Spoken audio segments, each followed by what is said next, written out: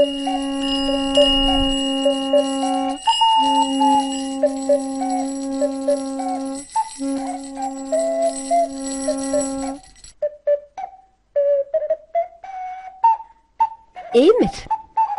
The ever-moving Ginnungagap, moving within itself, curves within itself, which leads to creation.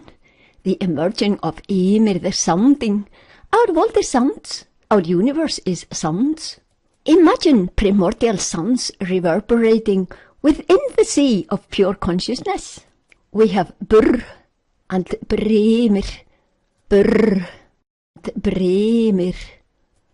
Intelligence displays as creation in our silent awareness. The created is all sounds. Ymir, the great primordial sound, personified as something huge.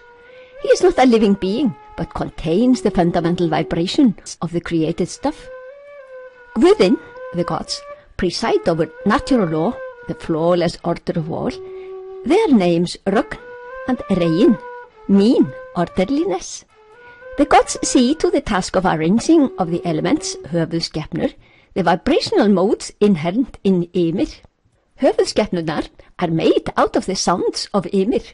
Each höfuðskepna, space, air, fire, water, earth, has its specific vibration.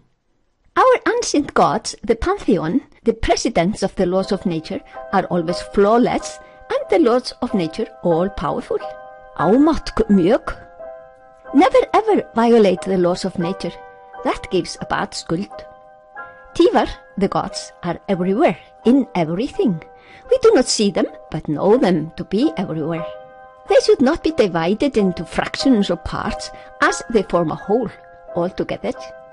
Not can they be banned by any later time systems, as they are how life functions. Whichever man-made systems come and go, the gods will prevail till Ragnarok, when the broken symmetry goes back. In our universe of broken symmetry, we have Fermi fields and Bose fields, æsir and jötnar. The broken symmetry idea is called Big Bang, and the pralaya is termed Ragnarök. We also have some funny game popping up in the universe, the triguna, or the three qualities of nature, who amusingly appear all of a sudden and disturb the perfect happy play of the shining bright gods. Teitir. We call the triguna of nature þursamegir þrír, and they, as necessary as they are for our life on earth, our activity, can be terribly, terribly tiring. Now you can write fúþark, not that tír, hagall, GH pronunciation stuff. We shall learn to see the abyss of meaning in our myths and poems, which many a man has overlooked. Some have taken them for being merely silly stories made up by our stupid, naive, primitive forefathers. But he who knows any science, any physics, will understand what myths and poems are describing. However much some want it not to be so profound, the fact is that it is, and we see when Óðsmál has pointed it out to us. The whole universe is vritti, gungnir, ymir, vibrations, waves, sounds.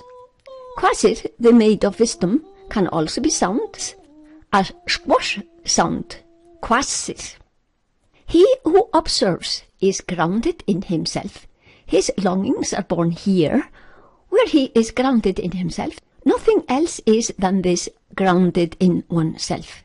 These gungnir thoughts do not go anywhere, nor do they come from any place. They simply remain here. Gain our forefathers' knowledge, acquire intellectual and theoretical understanding of our profound knowledge.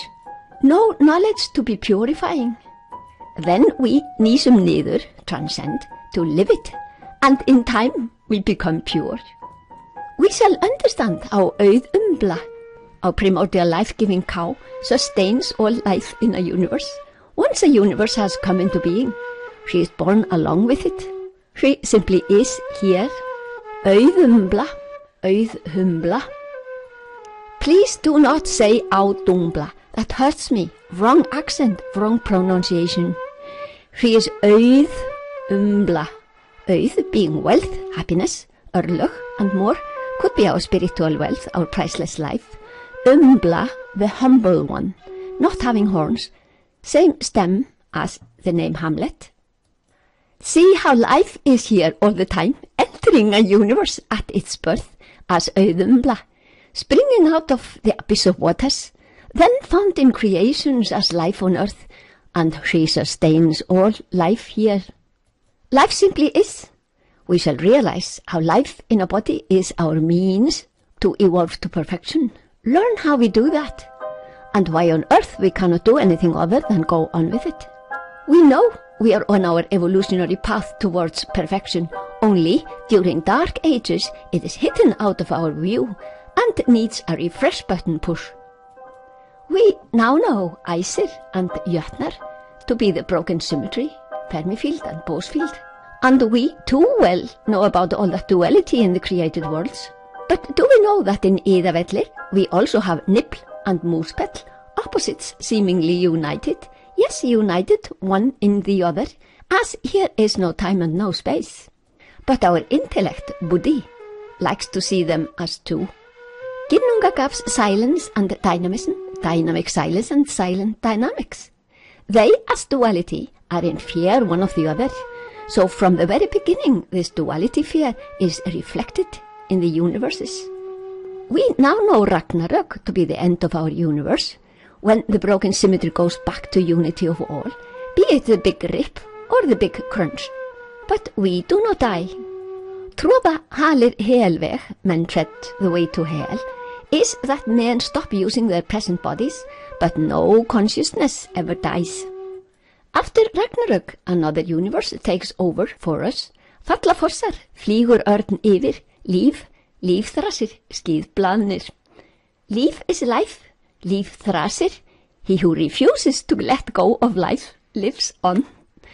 There will be waterfalls anew, a new eagle will fly high, a new life will blossom, and a new skíðblaðnir will bring life. Auðumbla always is, sustains all life.